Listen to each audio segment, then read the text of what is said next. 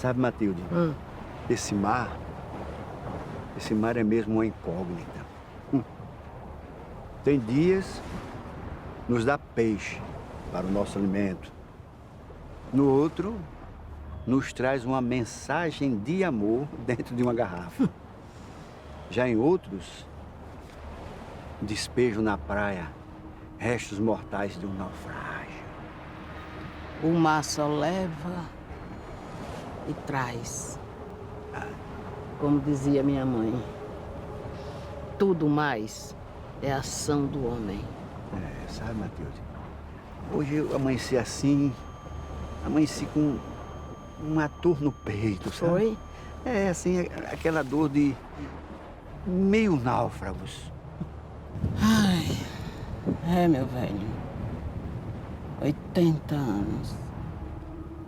Hoje faz 80 anos daquela tragédia que jamais poderia ser esquecida, né? O povo tem memória curta. Olha, meus pais contavam para os filhos essa história e tantas outras dessa tragédia, né? Dizia que é para não esquecer, para ficar viva na memória. 16 de agosto de 1942, dia de São Roque. O santo que tinha o corpo coberto de chagas, protetor dos fracos, dos enfermos, dos feridos. Minha velha, mas muita gente escapou com vida, né? É sinal que o santo fez a parte dele. Bom, nisso você tem razão, meu velho. Matilde, vamos pra casa, né? Esse sol tá de rachar, vamos. Tá na hora, né? Vamos. A gente ficou conversando e perdeu a hora. Pátria, neste ano de 1942, assume o caráter de um movimento de mobilização geral das forças morais e materiais da nação. Como todos vós sabeis, em agosto último, navios da Marinha Mercante Brasileira foram torpedeados à vista das nossas costas por uma ação deliberada e perversa de corsários sob a bandeira das nações de presa que lançaram o mundo no mais sangrento conflito desse século.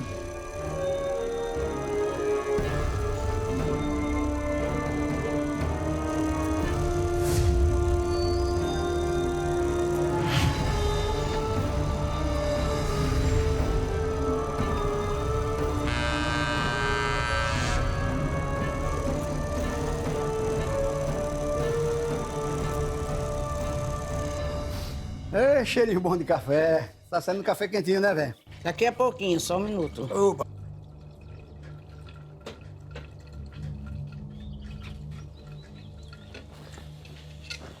João, Diga. eu tava aqui pensando. Esse mar que separou a gente da guerra na Europa, por ironia, é o mesmo mar que trouxe a guerra pra gente. Né? E de nada, pior de nada. É que a guerra é uma máquina de moer gente. E essa Segunda Guerra Mundial é a pior de todas.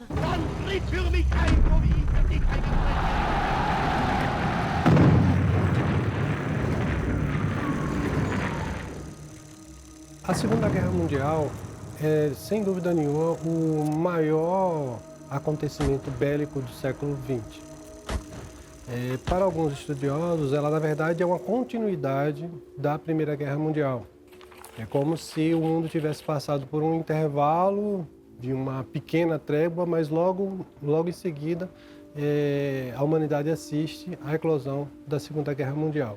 Seja uma continuidade ou seja um evento separado, o que chama a atenção na Segunda Guerra é a capacidade que a humanidade teve de reunir todos os esforços, todas as descobertas tecnológicas e transformar isso em um objetivo de morte.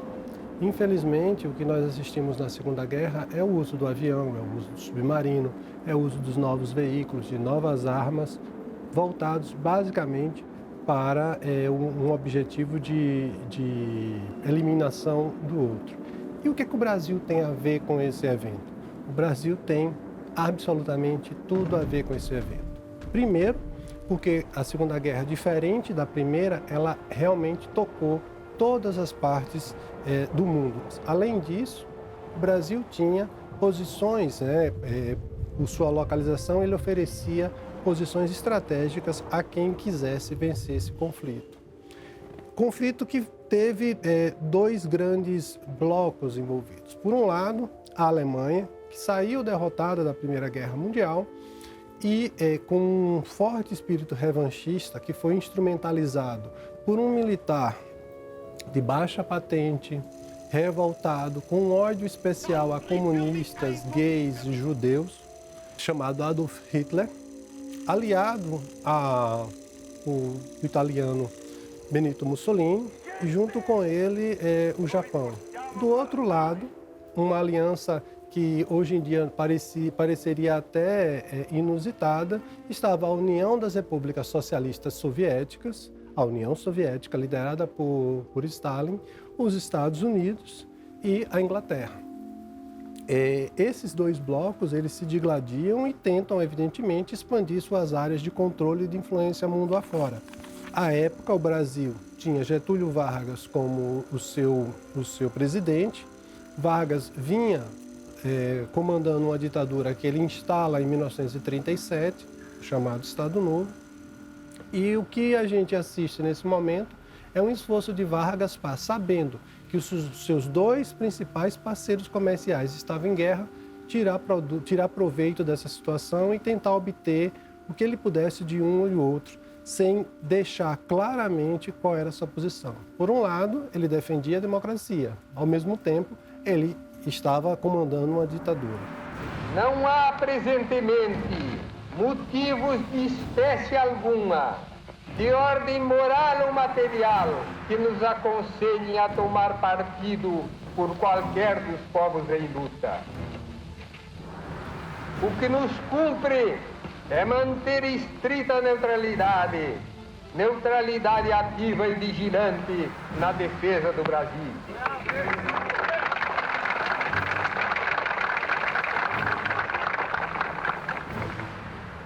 Ninguém pode dominar a consciência alheia. E em consciência, cada qual pode ter as suas simpatias. Mas a obrigação de todo brasileiro patriota é conduzir-se de modo a preservar o Brasil da guerra. Vários especialistas já afirmam que, do ponto de vista energético, estratégico, o conflito estaria resolvido por volta de 1943, quando a Alemanha não tem mais condição de se manter energeticamente. O Brasil entra, então, no final. Observe, nós declaramos guerra em 42, em agosto de 42, só mandamos nossas tropas em 44, e em 45 o conflito acaba. Então, nós mandamos nossas tropas, que cumprem um papel importante, é bom que se diga, mas num contexto em que o conflito já estava bem desenhado e o lado vencedor também se pronunciava com certa tranquilidade, com certa clareza. João, eu vou lhe dizer uma coisa. Se matasse só soldado, guerra é guerra, né? Mas atacar navio de passageiros, João, quem já viu um negócio desse? Olha, minha velha, numa guerra quem mais sofre são exatamente os inocentes. Crianças, idosos, mulheres. Agora você imagine a dor dos vivos, né? Os pais, os parentes. Meu Deus. E você não sabe, esses navios mercantes, eles transportavam matéria-prima. Sério? Por isso que os alemães ficavam pensando que nós estávamos protegendo os americanos. Aí soltava a bomba.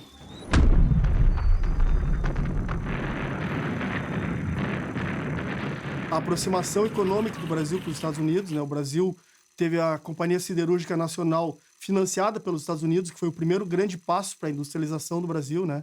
E a partir daí vários fatos se sucederam até o final da guerra, quer dizer, que culminaram com a entrada do Brasil na guerra. Por exemplo, 1941, foi formada a Força Aérea Brasileira e o Ministério da Aeronáutica, ambos com aviões dos Estados Unidos. Nesse período já se falava muito claramente, já se negociava a instalação de bases norte-americanas no Nordeste brasileiro, tanto que em seguida ali veio a ser implantada uma base em Natal. Então essas negociações já estavam acontecendo. E ao mesmo tempo as coisas iam azedando com o lado alemão, várias questões. No momento em que os Estados Unidos começam a se impor economicamente, o Brasil reduz aí a sua relação econômica com a Alemanha. Isso também vai azedando, quer dizer, as coisas vão tomando uma forma a partir ali de 39, 40, 41. O Brasil ele se liga à guerra, não porque houvesse diretamente uma animosidade entre Brasil e Alemanha, mas porque o Brasil era um parceiro comercial dos Estados Unidos, assim como da Alemanha, mas muito mais dos Estados Unidos, e havia esse compromisso de fornecer matérias-primas para os Estados Unidos no esforço de guerra, que, por sua vez, fornecia armamentos e alimentos para a Inglaterra. O primeiro carregamento de ferro estava em um dos navios que ia para a indústria dos Estados Unidos. Então a Alemanha, ela visualizou que ela, para conseguir a capitulação da Inglaterra e conseguir vencer a guerra, ela precisava interromper essa ajuda. E a forma de interromper essa ajuda seria afundando esses navios que chegavam com navios mercantes que chegavam com mercadoria tanto no Reino Unido quanto na União Soviética. A Batalha do Atlântico era a sobrevivência da Inglaterra diante das sucessivas investidas alemãs. Só que com a entrada de outros países da Europa, dos Estados Unidos e Canadá, a guerra se voltou para todo o Atlântico Norte.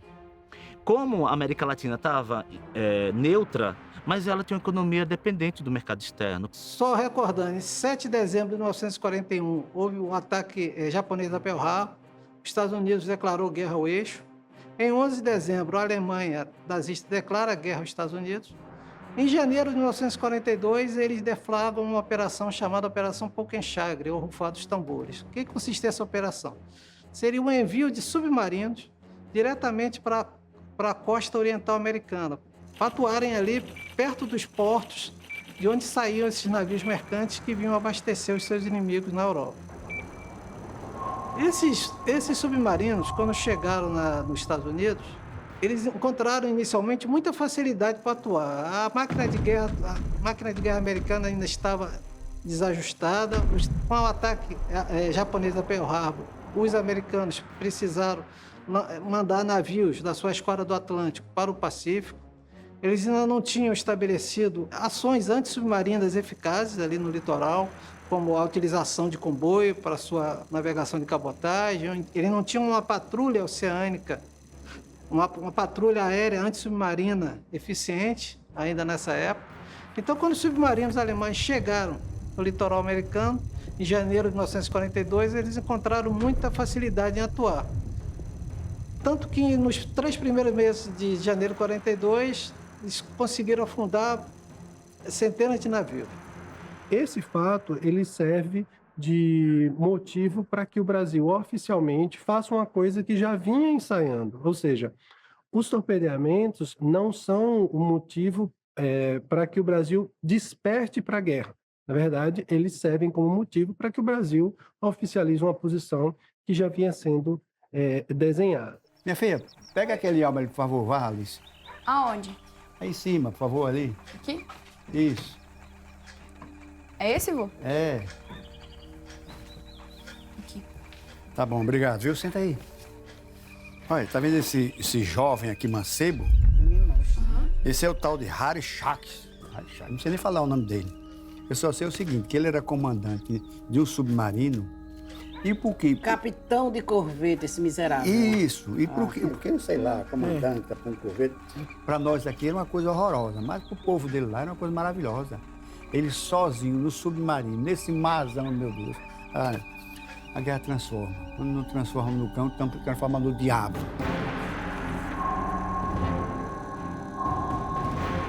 Os torpedeamentos navais, eles ocorreram no mês de agosto de 1942, num intervalo de tempo muito curto.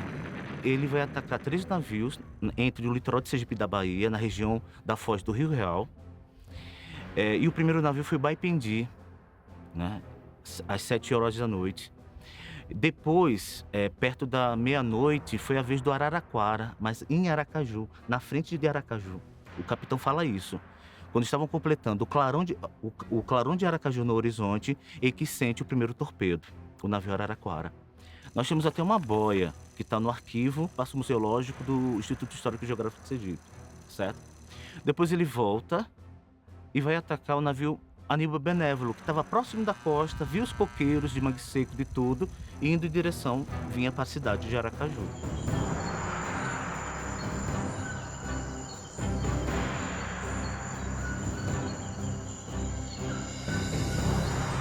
Esse navio tinha como ponto de chegada, né, o final de viagem era aqui em Aracaju. Inclusive, no dia dos torpedeamentos, vários sergipanos vinham a bordo e todos faleceram. Então, o caminho foi o seguinte, os 3 navios saíram de Salvador, Baipendi para o Recife, o Araraquara para Maceió e o Aníbal Benévolo para Aracaju. Então, vejam, esse ataque noturno deu tempo para o submarino chegar na abertura da Baía de Todos os Santos. O tempo desses náufragos avisar as autoridades era o tempo que ele estava já na Bahia. Aí começa a segunda parte do ataque. Lá, de frente ao Morro de São Paulo, ele vai atacar o Itagiba e o Arará. Em seguida, quando anoiteceu, foi a vez de atacar a barcaça Jacira, que saiu de Itacaré em direção a Salvador. Ele sobe mais em direção a Salvador e, de frente à cidade de Salvador, vai atacar o navio sueco Hamaren. Foram 7 embarcações, 6 torpedeadas e 1 canoneada. E Valença foi uma das cidades que recebeu os náufragos atacados pelo submarino 507. Então, Valença ali recebeu centenas de náufragos depois do episódio dos torpedeamentos. E a cidade então era muito marcada por esse fato. O ataque alemão do 507 na costa brasileira, ele foi o nosso Pearl Harbor. O Brasil não estava em guerra, assim como os Estados Unidos não estavam em guerra. Foi um ataque de surpresa e muito sangrento. Nos Estados Unidos morreram mais de 1.500 pessoas. Aqui no Brasil morreram 607 pessoas em 3 dias. E foram centenas de corpos chegando dia após dia, durante 10 dias praticamente, chegando cadáveres em todo o litoral ali entre Sergipe e Bahia. Vários navios brasileiros já tinham sido afundados em outros pontos do Atlântico, mas fora, principalmente fora do nosso território. A diferença nesse caso está justamente no fato de que a coisa acontece próxima à nossa costa, os corpos vêm parar nas praias sergipanas, e isso choca e mobiliza a opinião pública. A Marinha Brasileira, nessa época, ela era composta basicamente de navios da década de 1910. Eram navios muito antigos, não tinham capacidade de submarina, navios que não possuíam radar, não possuíam sonar. Ela não tinha capacidade operacional para impedir que esses submarinos inimigos atuassem aqui na costa. Poucas cidades na América foram tocadas tão de perto por ataques como Aracaju, por exemplo, foi tocada.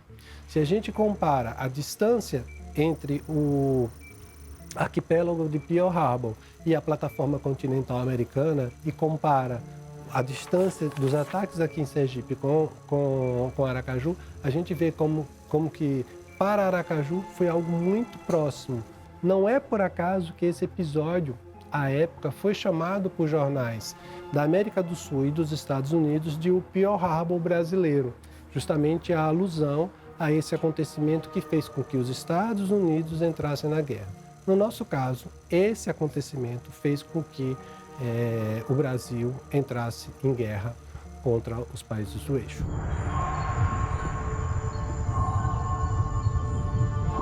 Olha, minha mãe dizia que os pescadores já tinham falado que tinha visto esse submarino aqui nas nossas águas. Tinha gente ajudando eles. Tava levando comida, certeza, porque tinha traidor no meio da gente. Ah, mas uma coisa eu tenho certeza. Pescador não era. Não, claro que pescador não era. O pessoal tudo com medo. Disse que o submarino entrava aqui de noite. Um senhor que morava no Mangue Seco. Morava no Mangue Seco. E então ele gostava de pescar aí no canal. Aí ele via de noite, o submarino entrava e se escondia aqui em um rio que tem aqui por nome de Gaspardia. É um rio fundo e tem a sombra dos mangues. O submarino ficava ali. Não ficava em cima da água, não, descia, né? E ficava ali escondido. De noite ele saía. Eram as conversas, os barqueiros os que governavam as canoas grandes, diziam que viu, né? Viu aqui embaixo, aqui no Bucatinho, que era aqui no fundo, viu lá nos olhos d'água, ia lá pro lado do rio fundo, uma luz, um negócio preto aboiado. Aí deu submarino. Tinha um senhor lá no Crasto, que era a quinta coluna.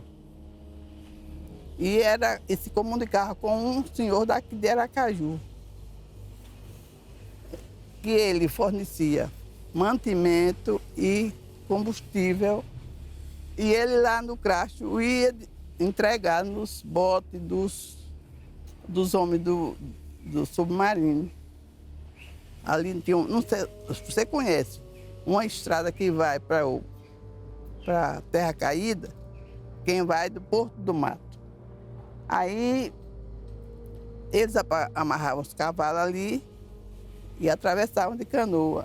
Eles lá do submarino vinha por esse portinho e se encontrava com o homem que fornecia tudo isso que o outro daqui de Aracaju mandava. Existia uma presença alemã e italiana no Brasil infiltrada, até porque a gente teve uma grande colonização alemã e italiana aqui, né? Inclusive japonesa também, um pouco em São Paulo, principalmente, São Paulo e Paraná, mas assim, italianos e alemães, em alguma medida, existiam em praticamente todo lugar do Brasil. E esses alemães e italianos, de alguma forma, eles estavam colaborando com as forças armadas e com o esforço militar alemão e italiano. Então, se especula muito de que eles forneciam informações, tal hora está saindo um navio assim assado, com direção a tal lugar, que tem militares a bordo, e então o submarino, ao receber essa informação, ele tinha ali praticamente tudo que ele precisava. O que tem nesse navio, para onde que ele está indo, que horas ele vai passar, mas isso não é uma coisa assim comprovada. O U-507, ele sai de um porto na França e ele realiza várias patrulhas até essa que se tornou talvez a mais famosa dele, né? Mas antes disso ele passou por regiões como, por exemplo, na costa do México, e ele passa por Pernambuco, pela região de Pernambuco, sempre com o objetivo de afundar o máximo de navios que pudesse encontrar pela frente. Diário de bordo ele é uma coisa muito técnica, ele simplesmente ele fala ali de condições de temperatura, pressão atmosférica, clima, horário, coisas bem técnicas assim que ficam registradas quase como se fosse uma súmula. Em alguns momentos ali que ele fala que ele decide atacar os navios brasileiros, ele faz uma reflexão se os navios estão enquadrados dentro da ordem que ele recebeu da Marinha Alemã lá. O próprio U-507 ele foi afundado em janeiro de 43, ou seja, 5 meses depois desse ataque no Nordeste brasileiro, ele foi afundado próximo de Natal por um avião norte-americano que partiu de uma base brasileira. Então tem vários submarinos alemães afundados aqui na nossa costa, entre eles o U-507. A pergunta que mais fazia era: tem certeza que foram os alemães? Não foram os americanos para forçar o Brasil a entrar do lado da guerra? Então, hoje em dia, essa pergunta, ela fica no campo ideológico mais, não no campo histórico. A história já resolveu. Mas tem paixões políticas, ideologias e interesses que muitos preferem acreditar que foram os americanos. E há uma justificativa dessa desconfiança, que eu também falo na minha tese. Foi porque no IPM, que é o Inquérito Policial Militar que foi instaurado com os náufragos, que se encontra no arquivo lá Duque de Caxias do Rio de Janeiro, um náufrago diz que o submarino se aproximou naquela noite dos náufragos, dos destroços, e eles falavam em inglês. Aí o militar pergunta: você tem certeza? Tenho, eu sirvo inglês. Alimento tudo em inglês a bordo. E eu sei falar inglês, eu vi. Eles falavam inglês. No inquérito policial, no IPM, A palavra em inglês está grifado em vermelho, bem de destaque. Então foi citado essa desconfiança no calor da emoção da tragédia e se perpetuou na imprensa sergipana e depois cresceu com a imprensa carioca. Né? Muitos diziam que essa suspeita nasceu na Guerra Fria, pós-Segunda Guerra Mundial e no tempo da República Populista. Mas eu provei que não, nasceu na cidade de Aracaju, ainda sob o calor dos torpedeamentos navais. Depois da guerra, houve aí o lançamento de uma biografia do Karl Dönitz, que era o comandante da tropa da frota de submarinos, no qual ele admite que foi um erro político ter atacado o Brasil. Minha filha, quando amanheceu o dia, meu Deus do céu, era tanto corpo, era tanta tralha do navio na beira da praia. As pessoas se arrastavam até a areia, meu pai. Mas teve sobrevivente, Teve. Os pescadores ficaram desesperados para ajudar eles. Aí os náufragos pensavam que eles tinham aportado numa ilha mal-assombrada. É uma tristeza, eu não gosto nem de pensar nisso. Você não imagina não, minha filha, não imagina não.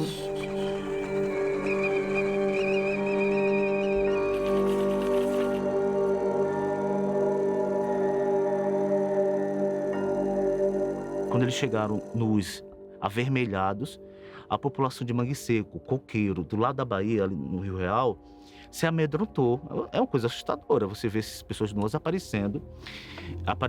E algumas das pessoas que estavam no bote, pescadores chegaram para ajudar. O que alguns náufragos fizeram? Queriam nadar de volta para o mar, porque achavam que eles eram índios que queriam devorá-los. Houve um episódio ali em que 28 náufragos do navio Baipendi, que foi o primeiro dos afundados pelo 507, eles chegam ali no litoral sul de Sergipe e eles estão procurando ajuda. Entre essas 28 pessoas tinha apenas uma mulher e todos eles esfarrapados, alguns feridos ali, morrendo de fome e sede, de horas boiando dentro de um navio, um barco salva-vidas. Aí chegam de repente numa costa que não tem ninguém, eles saem atrás de alguma cidade para tentar algum socorro, né? E eles chegam numa comunidade...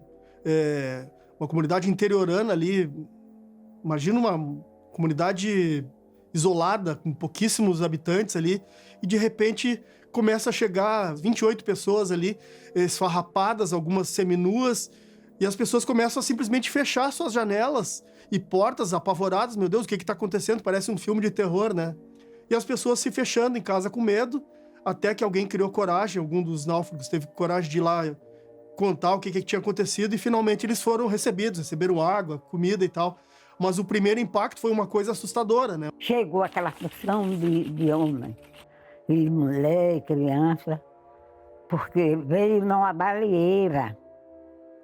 Aí quando viram, já se vem. E nós estávamos na escola, a casa assim de lado. Quando veio aquele pessoal, tudo vermelho, parecia uns camarão. Que o isolamento era tanto que ninguém chegava nessas praias.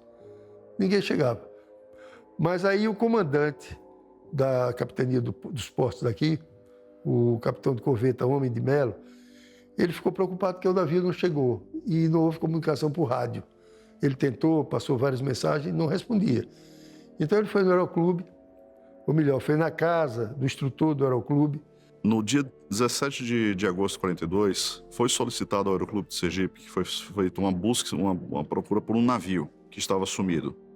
E aí o Walter Batista, junto com o Lorival Bonfim, ambos pilotos, sendo que o Lorival Bonfim, além de piloto, era médico, eles decolaram com um Piper Cub J3, papá, Tango Alfa Zulu, prefixo da aeronave, o primeiro aeronave do Aeroclube de Sergipe.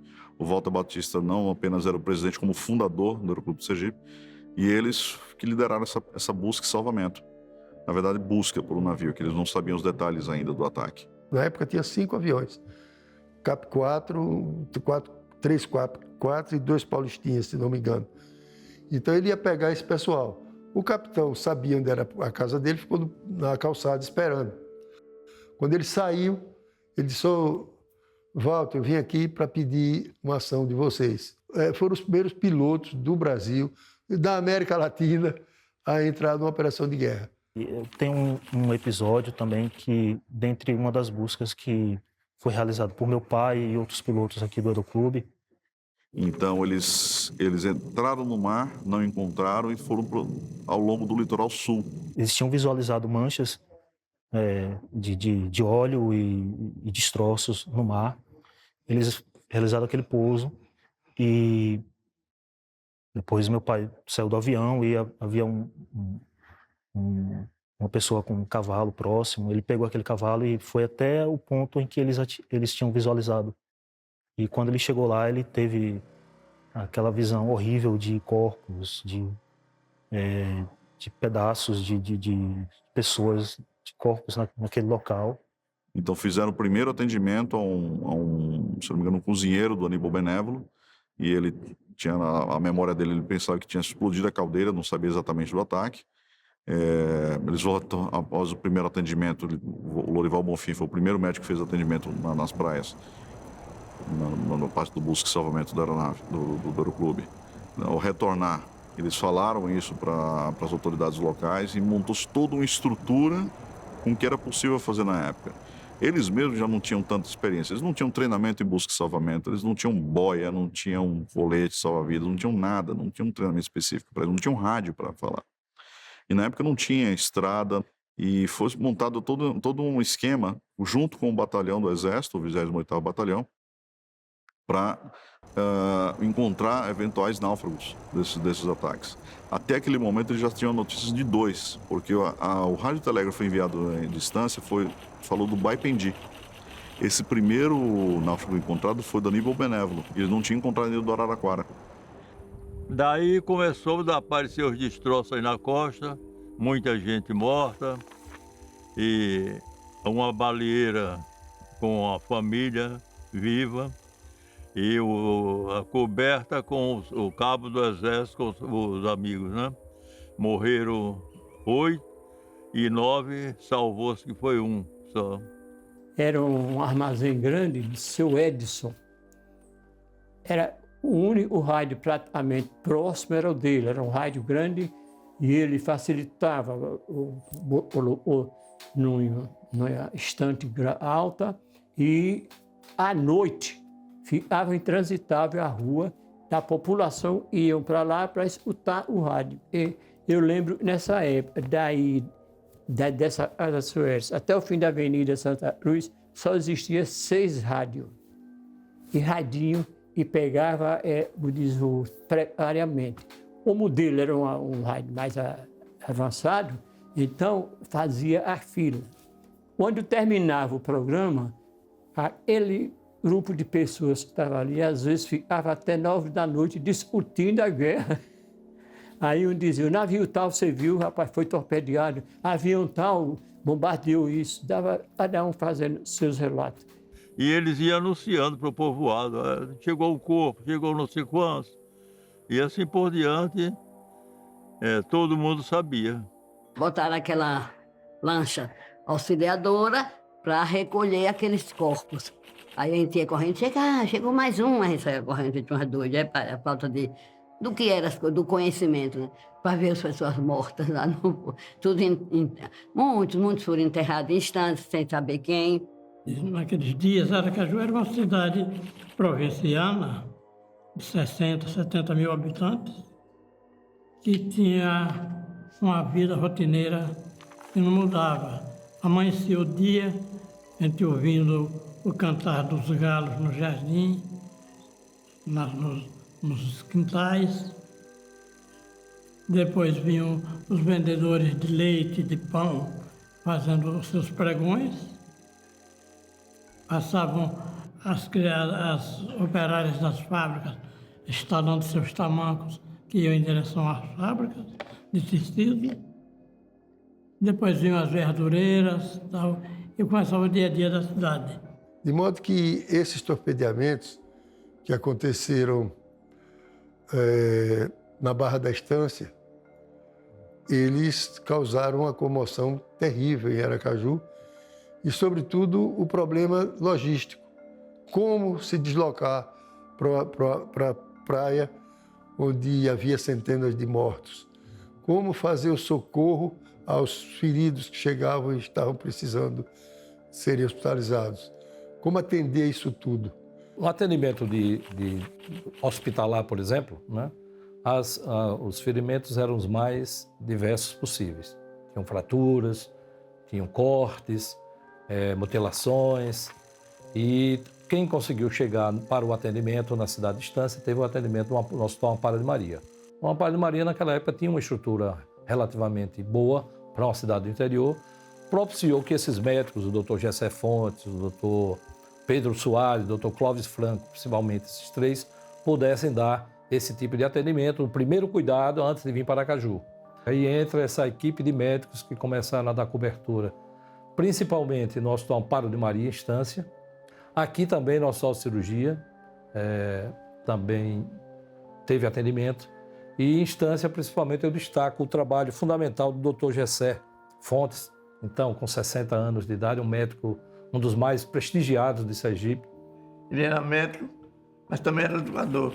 Como médico, era uma figura extraordinária. Ele formou em 1901 com 21 anos de idade.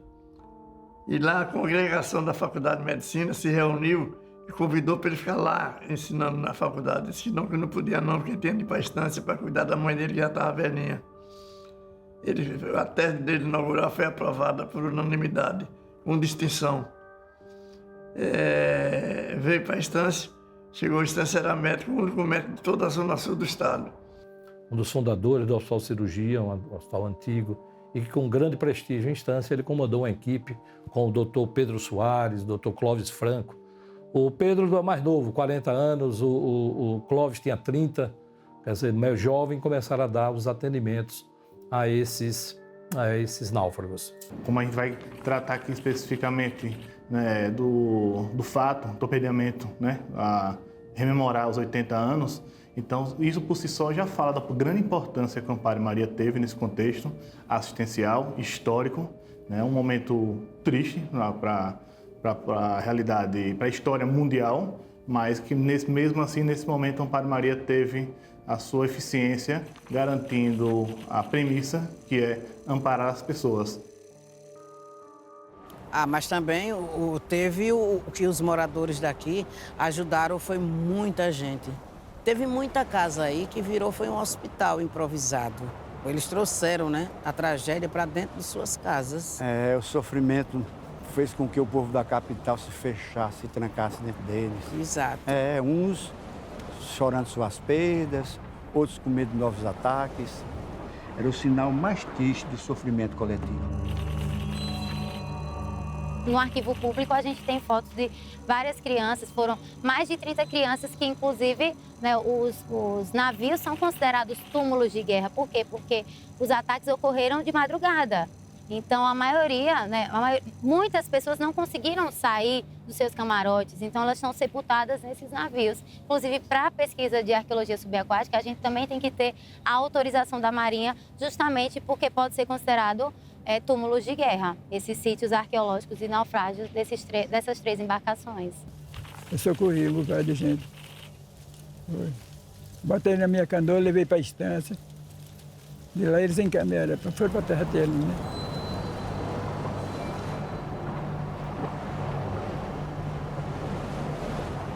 E aí, então, traçaram todo um plano para poder fazer o resgate. Basta você dizer que a necrópsia de muitos foram feitas na própria praia, na areia da praia.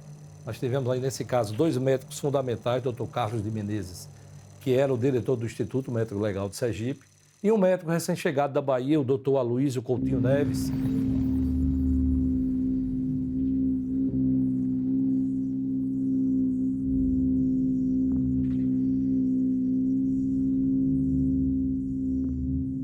Então, a pesquisa, né, que foi feita no mestrado, focando nos 2 cemitérios dos náufragos, no cemitério considerado original, que é o cemitério que está na beira da praia, então tem fontes que falam que já era um campo santo, que a população local fazia enterramento dos seus familiares, né, e que foi aproveitado na época da guerra. Por quê? Porque vários corpos chegaram já em estado avançado de degradação. Então, precisou abrir as covas coletivas na própria areia da praia e se aproveitou aquele cemitério que já existia ali próximo. E que aí, mesmo com o enterramento dessas vítimas, os torpedeamentos, não houve esse cuidado do governo em tentar manter, né? Porque a gente não tem nenhum vestígio material, além dessa placa, que tem essas informações equivocadas, que conte, né, essa história das vítimas dos torpedeamentos.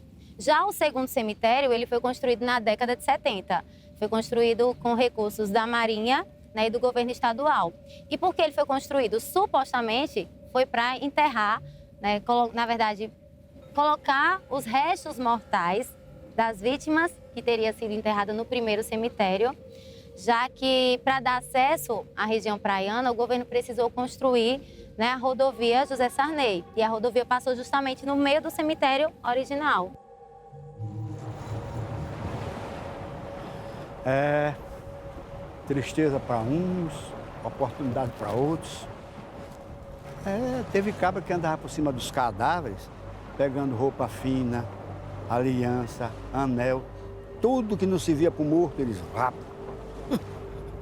Com o tempo, o povo começou a ver um monte de pescador pobre, metido no fraque, no terno bonito, usando até sapato. E o pior não é nada. Teve gente que foi rica, minha filha. Foi rica, com esses objetos mal afogados. Acharam foi dinheiro, joia, tudo boiando na beira do mar. Os relatos eram extremamente dramáticos. Falava que dava mulher loira, branquela, linda, flutuando na praia. E que saía siri dos olhos e da boca. E que a língua era uma língua azulada do náufrago morto, né? Isso me impactava profundamente, né? Porque, no caso, essas pessoas mortas traziam relógio, traziam pulseira, traziam anéis, e os corpos começaram a ser furtados. Chegou a correnteza trazendo para a beira da praia, e a maré cheia ficava em cima encalhado, e o pessoal pegava as coisas, né? Depois o exército começou a proibir pegar as coisas, né? E era assim que o pessoal sabia. Por mais que tenham medo, por mais que tenham angústia, há uma cultura de se apropriar dos objetos. E essa cultura de se apropriar dos objetos é uma prática dos malafogados. A população costeira sabia como pegar os objetos, como a maré jogava e como tinha que agir com rapidez antes da caminhonete da polícia vir para lá e para cá. Todo mundo invadiu a praia. E depois chegou a polícia, foi afastando mais. Mas o povo, não tem quem possa falar com o povo, não. Não é brincadeira, não. Escorriam do lado. E os túneis de óleo que foram presos. Pegaram o povo enterrando os barris de óleo. O negócio foi feio, viu? Eles soltavam aqueles fardos de borracha, né? E o povo pegava. Muita gente pegou esses fardos de borracha, sabe? Por causa fui presa. Enterrei as borrachas, mas depois tive que entregar, né? Denunciaram, quem tem borracha aqui é fulano de tal, Arivaldo Gonçalves Salgado. Ele é que tem um bocado de borracha enterrada aí. Aí eu entreguei, né? Se não entregasse, ia preso, né? Mas foi coisa muita.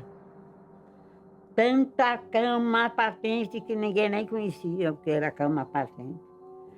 Era só cama. Farinha de trigo. Era aqueles aqueles sacos. Muita coisa trigo. E o pessoal aparecia. Aí o pessoal começava a sair na costa. Foi dando para lá, foi lá para perto, na Barra de Aracaju. Aí vinha para cá, não é? Quando começou a dar na costa, aí o pessoal começava a procurar, ganhar.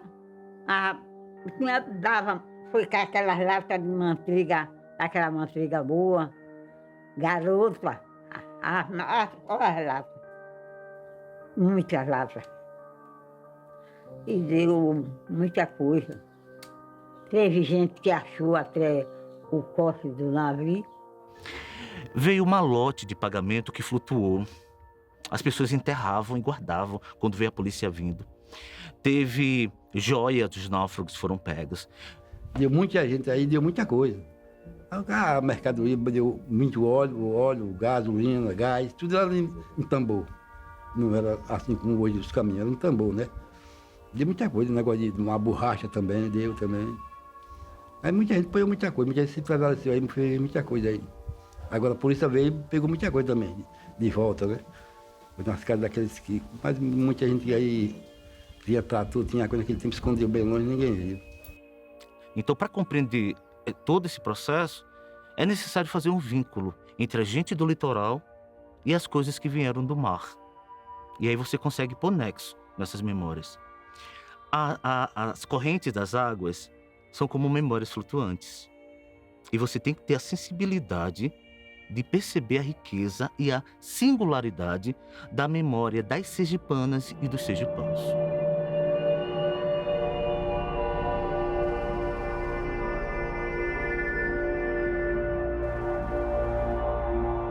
Os homens iam atacar, ia tomar estância, ia pegar, ia acontecer, ninguém queria ir ver nem o 7 de setembro. E foi assim, foi um sufoco terrível para se ir para a festa de 7, nesse ano. Ali na praça da catedral, de dia a gente passava assim, era soldado puro do exército. Tudo sentado, tudo esperando, porque sabiam, eles diziam que iam atacar a estância, mas não foram, não. Mas só ficou na história. E a praça ficava assim de soldado do exército. Foi muita agonia que se passou. Muito medo, muita coisa. As memórias das pessoas são, por exemplo, né? Eu não aguentava mais a guerra, eu só comia chuchu, fazendo alusão que os barcos deixaram de vir e certos alimentos deixaram de abastecer a cidade. Então, há uma guerra que vai afetar em múltiplas dimensões as populações litorâneas, não só de Sergipe, mas do Brasil. Aí vem carestia, inflação, perseguição aos integralistas, que era o maior partido até então, no tempo da Era Vargas. E aí a guerra, ela ganha corpo naquilo que foi alimentando numa raiva crescente por causa dos torpedeamentos. Mas com o passar dos anos, a gente vai percebendo que há um certo esfriamento, né, do medo e mesmo num plano nacional, a demora do governo brasileiro em mobilizar as tropas, em formar a Força Expedicionária Brasileira. As notícias sobre a guerra, elas continuam chegando, mas os problemas do cotidiano vão se sobrepondo aos problemas da guerra, como, por exemplo, o aumento dos preços.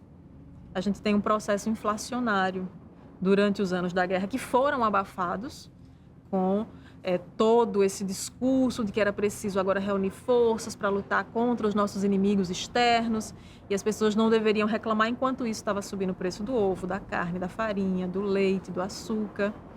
Nós não tínhamos farinha de trigo, nós não tínhamos querosene, praticamente os básicos, né? Eu lembro, enfrentei fila para comprar 1 litro de querosene para 15 dias.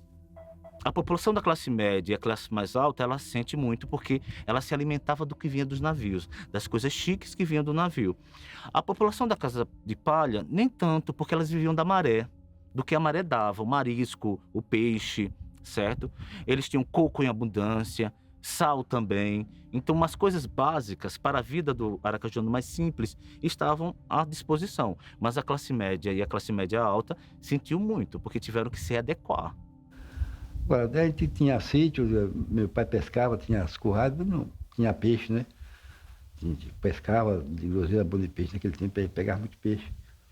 Mas a pessoa que não tinha essas coisas, o que não passou, sem poder comprar nada. Como disse, se você chegasse na padaria, eu quero 20 bolachão, olha, só dá para 10. Para poder atender a todos. Essa era a dificuldade. Produtos nossos, era mais ou menos, vocês encontravam fácil. Mas o produto que fosse importado, passamos muita necessidade.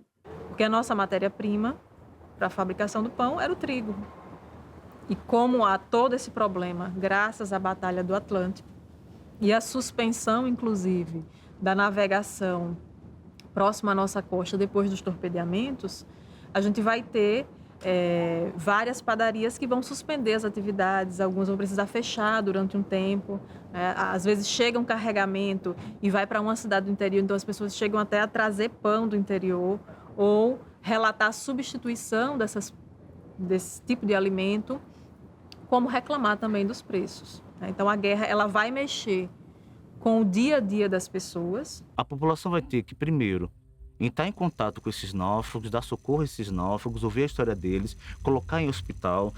E depois o próprio governo Vargas organizou a ida deles para Salvador e de Salvador de volta para o Rio, a maioria, certo? Eles foram embora, mas as populações litorâneas precisaram viver um tempo de uma cidade sitiada. E foi nesse momento que as defesas no nosso litoral começaram a se organizar de uma maneira melhor. Começou a ser instituída a navegação por comboio, começou a ter defesas mais eficientes no nosso litoral, como, por exemplo, com o uso de blackout, para que a iluminação das cidades costeiras fosse apagada, fosse diminuídas, para que os submarinos não visualizassem os navios que estavam demandando o porto. O blackout significa o escurecimento total ou parcial das cidades e povoados. Não podia acender nenhuma luz. A maioria das casas sergipanas eram casas de palha, as pessoas tinham fogão a lenha. Não podia acender fogão a lenha à noite. Era tudo no escuro, porque não podia, o pessoal com medo, né? Então, o pessoal que comandava essas tropas aí na praia, então obrigava a pessoa a não ficar no lugar claro, acender luz, né? Tudo no escuro. O tema da guerra se torna um tema muito rentável, muito procurado pelas pessoas, mas dentro de Aracaju também existem algumas movimentações no sentido de se proteger de um possível novo ataque. Como, por exemplo, a partir de 43, Aracaju passa por uma série de treinamentos de defesa passiva antiaérea. E aí, quando tocava a sirene, nos ensaios diurnos, tinha que fechar as portas, escolas paravam de funcionar, tinha que evacuar a escola. Isso durante o dia. Mas a memória das pessoas são mais para os ensaios noturnos, que escandalizaram mais, assustaram mais, né? E aí tocava-se e a pessoa tinha que seguir o procedimento de como se proteger. Tinha abrigo no centro de Aracaju também, abrigo.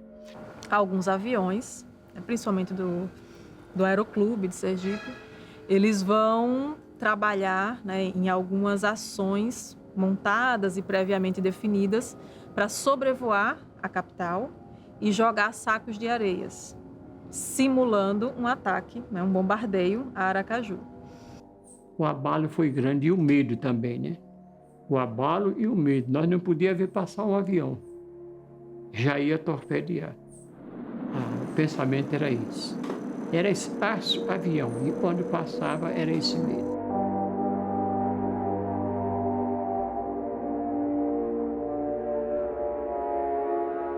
O que existe é uma coxa de retalho de memórias de tudo que é jeito do que essa tragédia produziu aqui no Nordeste. Casal também que vinha em um desses navios que foi naufragado. Aí deu lá no hospital, levaram para o hospital. Quando descobriram que esse casal, o pai dela estava morando em estância. Mas ela ia para uma excursão, não era para ir para a casa do pai. Por coincidência, a pessoa viu o nome dela, aí perguntou se ela era da família Lemos. E esse Lemos era um senhor que era retratista, morava lá. Aí a moça foi na casa do rapaz, do senhor, e perguntou se ele tinha algumas filhas e tal. E aí contou a ela que tinha vindo morar em Estância porque Estância era uma cidade tranquila e o rio estava muito cheio de problemas e tal. Aí ele foi lá e quando foi lá, reconheceu. A minha vizinha, filha desse Lemos, fotógrafo, uma das sobreviventes, que contou depois, ela passou 3 dias no mar. Foi a que perdeu a família. O marido, o cunhado, os filhos e a babá. Só ela se salvou por coincidência quando as ondas, o torpedeamento, você sabe, ser um escritor e historiador, a onda levantava as pessoas, né? Uma das vezes que levantou, ela caiu em cima de uma tampa. Aí foi dando, passou 3 dias. Quando ela chegou, nós todos correndo para ver, né? Parecia um monstro. Chatuna, os dedos todos comidos de siri. Achavam que era siri, sei lá o que cutucava. Qualquer coisa lá no mar, não é? Inchadona, passou por Aracaju. Levaram para o médico e ver e tal, mas depois foi para a estância para se restabelecer na casa do pai, que era nosso vizinho, esse fotógrafo era nosso vizinho, então nós íamos para escutar ela contar.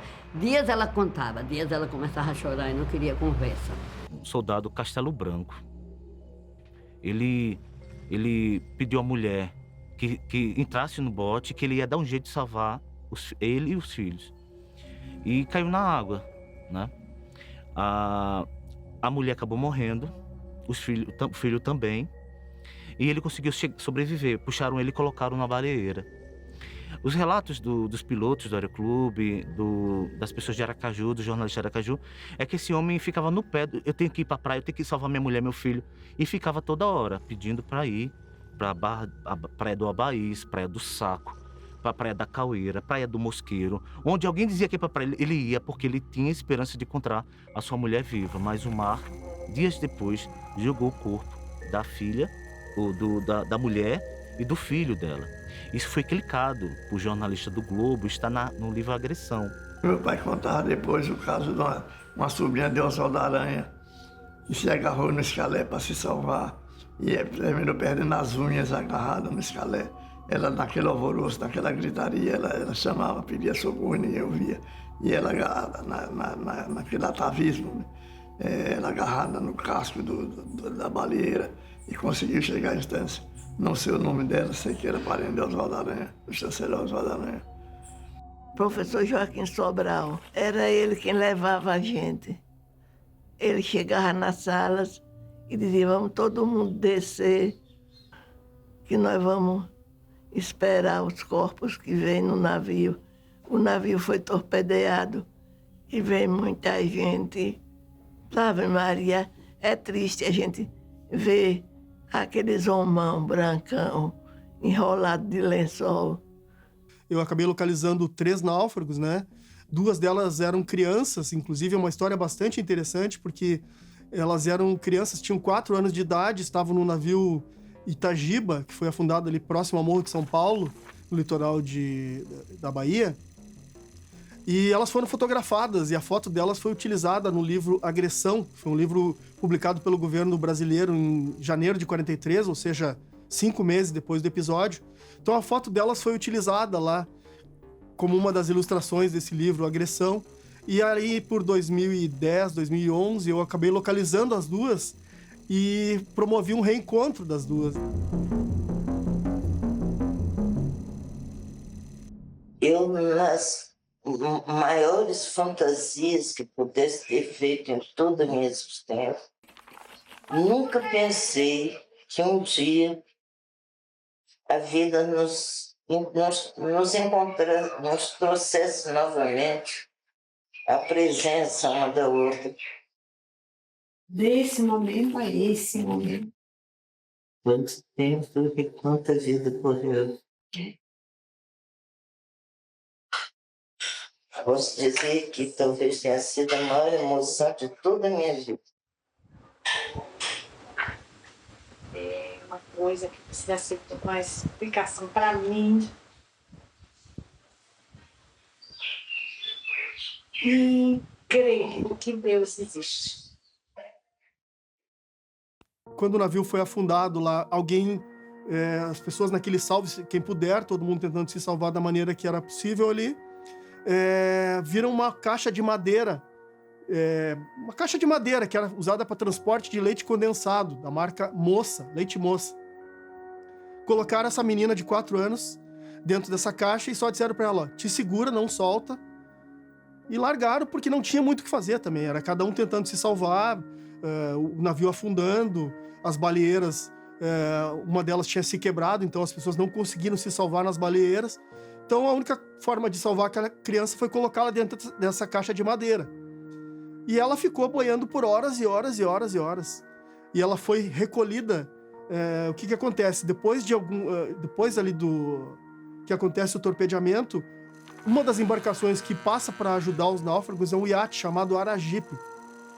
E esse iate recolhe cerca de 150 pessoas, 150 náufragos. E entre esses 150 náufragos, estava o pai da Valderez, que começou a se desesperar: cadê minha filha? Cadê minha filha? Cadê minha filha? E aí alguém disse: é uma menina assim, assim, eu coloquei ela dentro de uma caixa de madeira. Ela tá boiando em algum lugar, dentro de uma caixa de madeira por aí.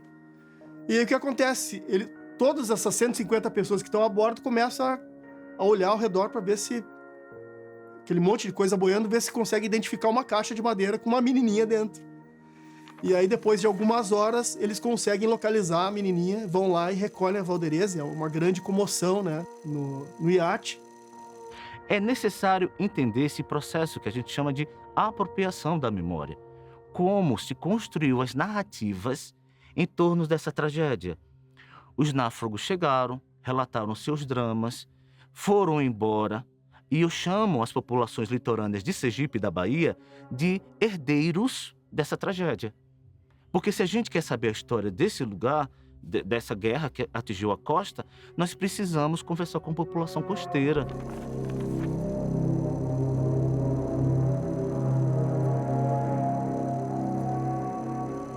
Dezenas de pessoas tiveram suas casas invadidas, depredadas. As pessoas cercavam a casa. Vou dar uma memória de um senhor, né? Seu Jorge. Seu Jorge disse que era estudante e presenciou os estudantes marcando a letra V no muro de umas casas em Aracaju. A letra V era para dizer que aquela casa era a quinta coluna, era um traidor do Brasil. E os estudantes cercavam para depredar essa casa. Várias casas foram depredadas. Nós fomos à caça dos quinta colunas, que eram os torcedores do eixo, do nazismo e do fascismo, que moravam aqui. Eles o eixo era composto de italianos, alemães e japoneses. Então nós fomos à caça dos italianos e alemães aqui da cidade para punir. A primeiro foi a casa de Nicola Mandarino, que era um italiano, chefe do Partido Integralista. O que aconteceu ali nos dias que se seguiram, praticamente todos os dias ali, durante uma semana, é que comércios ligados a alemães, italianos e japoneses foram simplesmente depredados, né? A população se juntava no centro da cidade e saía depredando. Então, aqui em Porto Alegre aconteceu muito, no Rio de Janeiro aconteceu muito, Petrópolis, no estado do Rio, aconteceu muito, São Paulo aconteceu. Então, nas principais cidades brasileiras, onde havia colonização alemã e italiana, e que existe comércio, né? Existia muito comércio ligados a essas pessoas, foi tudo depredado. Foi que os colégios fecharam, o comércio não abriu mais as suas portas. O Baipendi e o navio Arará traziam militares que iriam se espalhar pelo Nordeste para fomentar a segurança tanto da Ilha Fernando de Noronha como do litoral do Nordeste.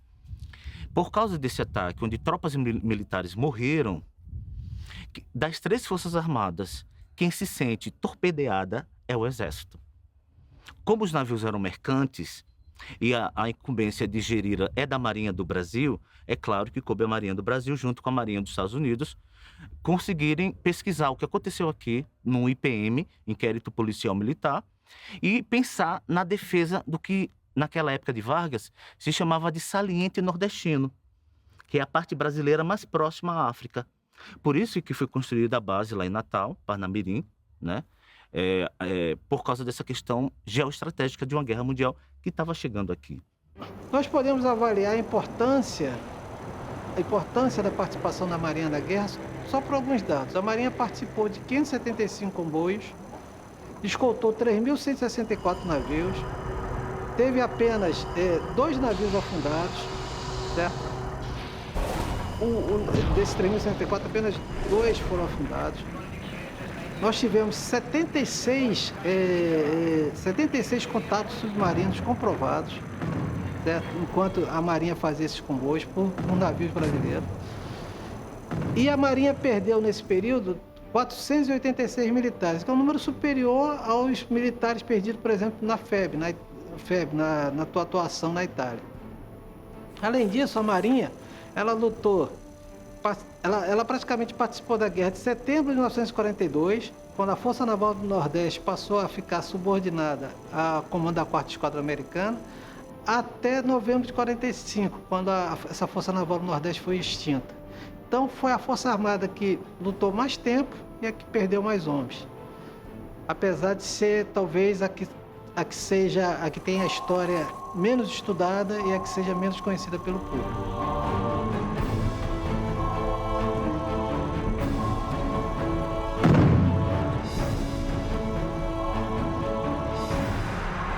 Um outro aspecto que é importante mostrar quando a gente fala nessa necessidade de haver o maior cuidado com a memória desse acontecimento é o fato de Sergipe não ter ainda, Aracaju ou qualquer cidade próxima, ter ainda um lugar de memória, um museu memorial que ajude a organizar essa memória para as próximas gerações. Para Sergipe, é importante que se diga, foi um momento trágico, mas 80 anos depois, esse momento trágico ainda é muito pouco conhecido. Nós precisamos de mais estudos, precisamos de mais pesquisas. A comparação que eu fiz, né, foi fazendo um levantamento, não só em Sergipe, mas também no Brasil. Então, lá no Rio de Janeiro tem um monumento dedicado aos pracinhas, né, onde a gente vê a Marinha fazendo esse culto e homenagem aos mortos da guerra. E quando a gente olha para Sergipe, infelizmente, a gente não vê esse cuidado do governo, né, com esses dois cemitérios, né, que são os dois únicos cemitérios de vítimas da Segunda Guerra Mundial, né, em território nacional. Então, pessoas que civis e militares que morreram devido aos torpedeamentos do submarino U-507 e foram enterradas aqui, é único, né? Só Sergipe. Já o Monumento aos Mortos da Segunda Guerra Mundial, localizado no Rio de Janeiro, ele é dedicado só para os militares, diferente daqui que foi para os civis. A história da Segunda Guerra Mundial era contada só na ótica de Getúlio Vargas, de Hitler, de personalidades marcantes, mas a pessoa comum, a da praia, a do povoado, a da cidade, eram marginalizadas, é como se elas não tivessem história. Então houve uma guinada na forma de pensar a história que começou a abrir para todos. Todos têm história. E aí é fascinante, porque a guerra ganha corpo, alma e sangue. Quando você vai entrevistar essas pessoas anônimas, esquecidas, marginalizadas, você permite que a história do Brasil salte dos seus olhos. O menor estado do Brasil tem muito a contribuir com a maior guerra da história.